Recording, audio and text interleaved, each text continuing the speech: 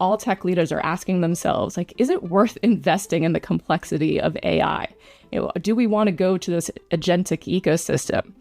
And it really is only appropriate when this is what you're solving for. You're trying to replicate that human creativity.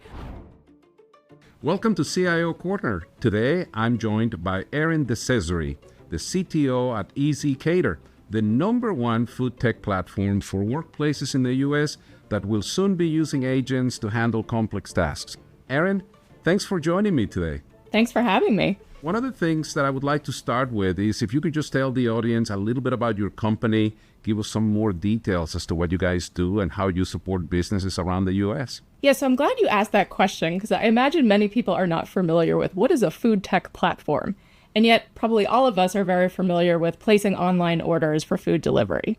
So the difference is really in the nature of the use case. When you think about ordering off of these popular consumer apps, you're typically ordering for yourself or for a small group. So you know people's preferences, or if you don't, it's very easy to individually get in touch with people. But when you think about the use cases in the business, it's very different. You're typically ordering for a very large group of people. In some cases, this is a use of cafeteria replacement. So it could potentially be several hundred or thousands of orders, where certainly the person placing this order does not know everyone's individual preferences or dietary restrictions. And it's super important that the food is delivered exactly on time. This is impacting business productivity. Meetings need to start on time. So I'll describe ezCater with the term I've been hearing a lot recently, and I'm really loving it. It's service as a service. So it's not just software as a service. We're offering technology, but more importantly, we're offering human expertise. We have employees that fully understand the ontology that goes into placing these complex orders, as well as dealing with all the complexity of the logistics throughout the fulfillment cycle. So when you think of things like restaurants running out of an ingredient while they're preparing these orders, drivers wrestling with weather and traffic, or on-site services dealing with the fact that maybe the serving utensils are missing or there's not enough space for the food. And in all of these cases, you have humans using this external context to make real-time decisions. And because that's the core of our business model, we are so ripe to understanding that AI agents are the answer to how we continue to scale. I love that. And it's really interesting, right? Because in your world, you have ezCater, you have your customers, and then, of course, you have all the different groups and restaurants and companies that you work for to support something that, by the way, you can have the greatest meeting in the world, but if you don't have the right meals, if you don't have the right food, the meeting is not good anymore, right? That's the way that it works. 100%. It's such an important part of our day. ezCater is soon going to be using Salesforce's Agentforce. This is our very first suite of AI agents for many, many of your operations. You'll be using these types of agents. Can you give us just a sense as to how you've gone through this AI journey, why you decided to make an investment in your company in AI agents, especially in a place where you have to maintain that connection with the customers, right? That's so critical to the success of your company. That confidence that you have a human behind all these orders that are going to make it right is so necessary for businesses to trust working with us. And so as we thought about moving down this road of adopting AI as a means to scale and allowing our human employees to take on more higher value tasks, we really wanted to think about what is the platform that's going to allow us to seamlessly connect the benefits of AI technology, but then also trusting that if necessary, we can bring that human back into the loop. And this is where Salesforce ended up being really an excellent choice for us, because this is going to be the platform that our human agents are actively using to understand how to service the customer needs. So as we think about mapping out that conversational UI of what is this interaction that we're having with the customer, in any place that we feel the fallback that the AI agent is incapable of finding what the customer needs, we can hand that back to a human agent and they can seamlessly pick back up because they'll have all the context of what has been this interaction with the customer. And this is giving us the confidence across the organization, including with our human agents, to feel that we are really empowering them in a better way to service the customer. Are you more excited about one use case than another? Yeah, so something I'll share that I think is really helpful as companies are thinking about going down this AI journey. to really think about it as you have all these humans performing these tasks and mapping out that ecosystem, because that's really what an agent is. It's replicating a human making a decision. And so we've started to list out, what are these core simple tasks that we have humans do, and how did those combination of tasks start to create this more sophisticated ecosystem of AI agents? And starting with, what are these places that we're more confident that the AI agent can credibly come up with a reasonable human-based decision? So think about the nature of placing an order. So today, typically the customer decides what restaurant they want to order from. In our ML technology, so machine learning based algorithms, based on a few simple prompts like what cuisine type, what the location, and head count, we can auto create an order that's going to make sense for that customer. And it can be grounded in their order history, what makes sense for that particular event. But currently, the sort of that legacy machine learning automation technology where it's not great at is what I'll call the discovery phase, that where the customer might not know exactly what is the right restaurant that they want to order from. And so today they talk to human agents to explore that. And as I mentioned, our human agents has this ontology of food discovery in their heads.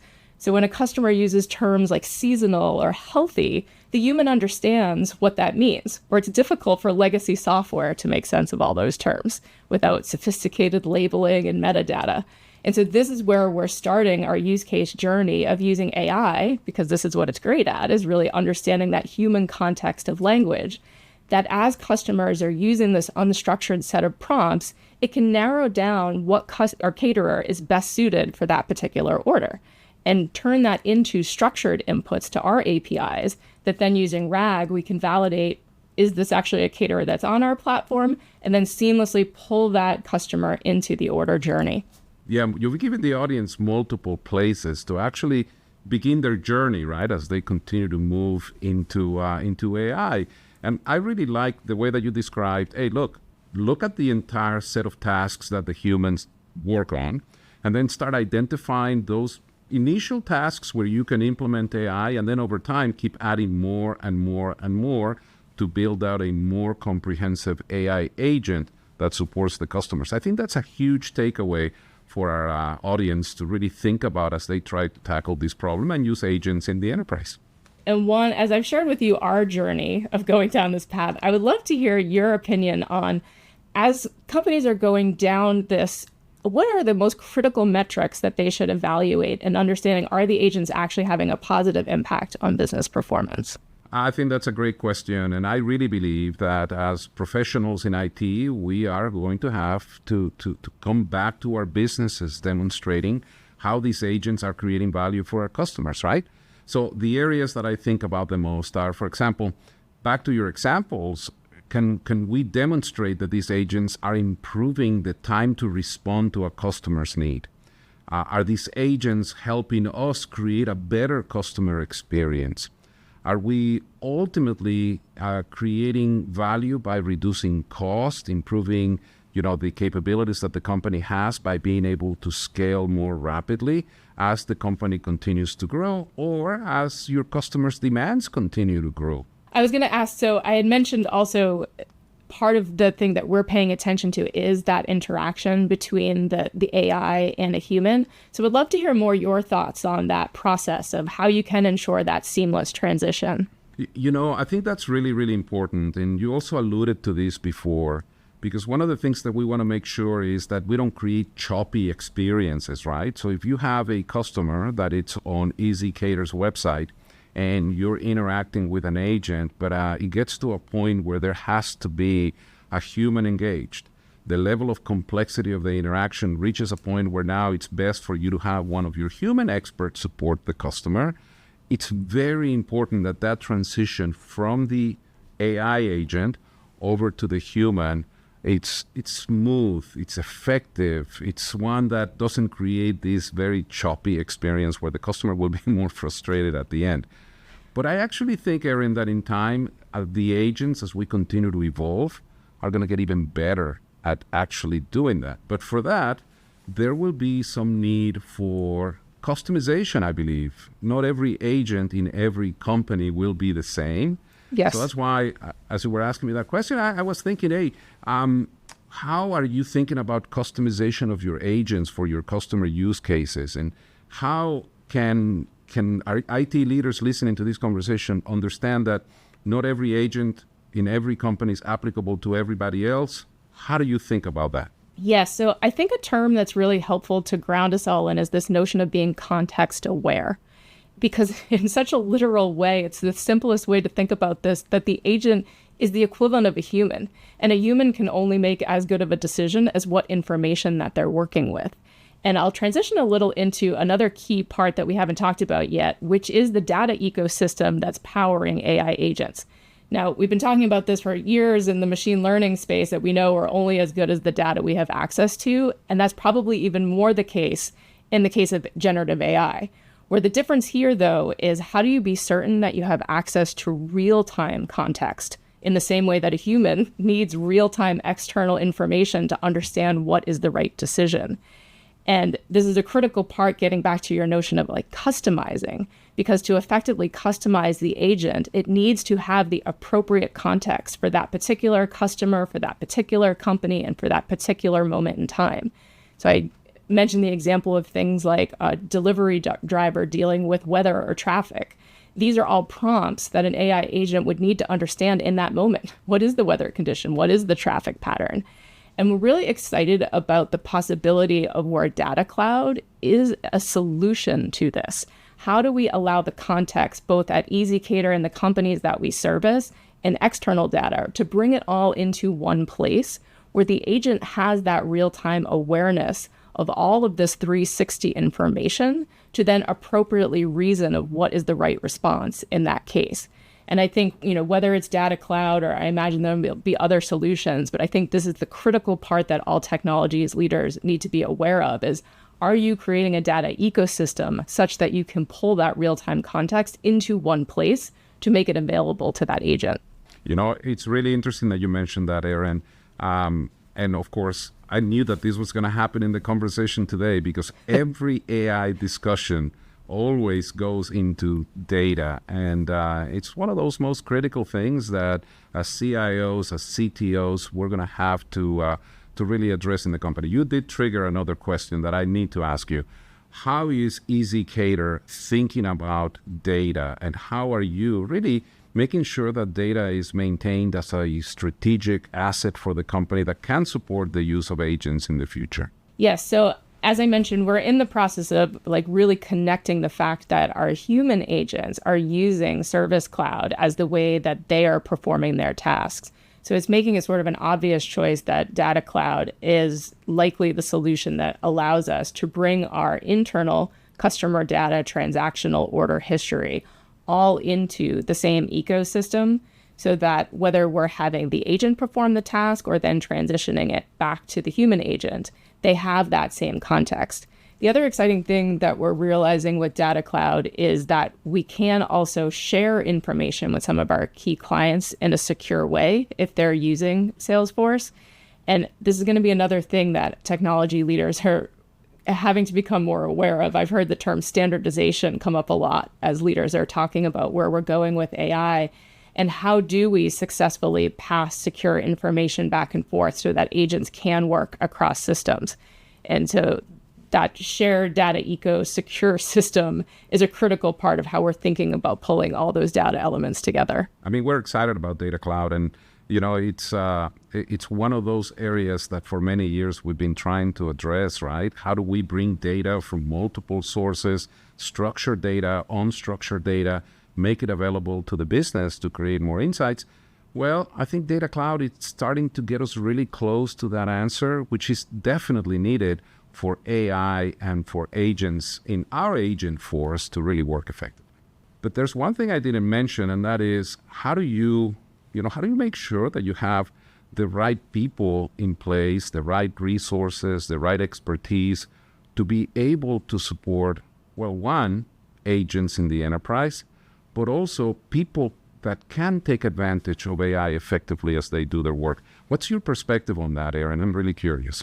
Yes, so this year we actually launched a company-wide training program to get our entire organization more comfortable with AI. Because as I mentioned, so much of our business is that our entire company, employees across the ordering experience, the fulfillment experience, that are performing tasks every day that we now want to enable and augment with AI.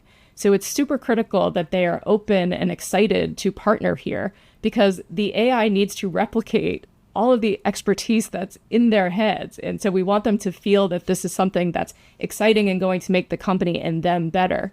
And what's so interesting is that AI has this sort of mystified terminology that makes it seem so, unaccessible. And so that was just simply a big part of the training, was getting people to understand, unlike in the past, new technology advancements where you really had to understand this sophisticated syntax, you potentially really need to be able to code to engage with the technology.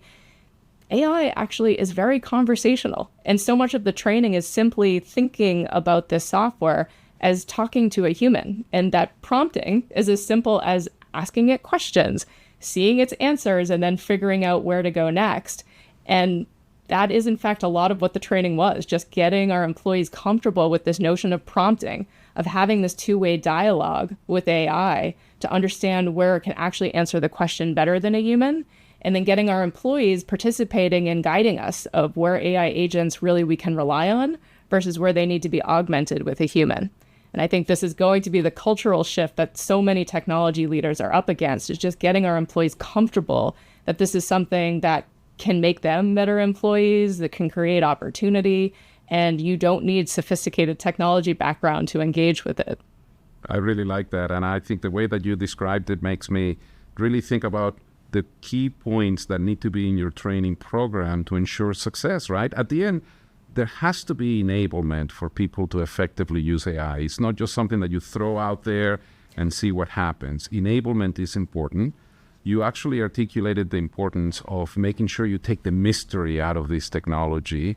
And then, of course, ensuring that people clearly understand how this complements what they will do, the work that they actually support. I think those are really key points. Yeah, and I would love to ask a follow-up question here, because as I mentioned, we've chosen Salesforce because so many of our employees have this direct interface with it. So I'd love to hear you speak to how Agentforce is actually ensuring that those outputs are interpretable and explainable for the users and decision makers of this technology. Absolutely. So first of all, I think the user experience, the user interface that we have been building to support the use of agents, it's great. It fits in the work, in the flow of work. It fits in the way that you engage in your day-to-day activities. It's not something external. You don't have to swivel to another app to be able to take advantage of these agents. It's all embedded in where you're doing work within Salesforce. So I think that's a huge thing.